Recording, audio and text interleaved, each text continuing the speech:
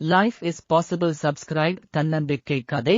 ஒரு அரசன் போட்டி ஒன்றை அறிவித்தான். கோட்டைக் கதவை கைகளால் திறந்து தள்ள வேண்டும்.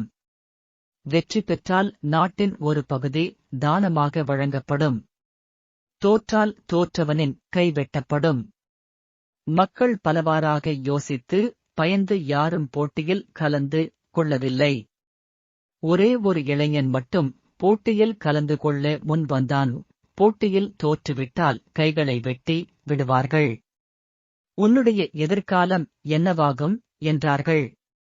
அவன் சொன்னான், ஐயா, வென்றால் நானும் ஒரு அரசன், தோற்றால் கைகள் தானே போகும். உயிரில்லையே என்று கூறிவிட்டு கோட்டை கதவை இளைஞன் தள்ளினான். என்ன அதிசயம்! கதவு சட்டென திறந்து கொண்டது. ஏனென்றால் கோட்டை கதவுகளில் தாழ்பாள் போடப்படவில்லை. திறந்து தான் இருந்தது. பல பேர் இப்படித்தான் இருக்கிறார்கள்.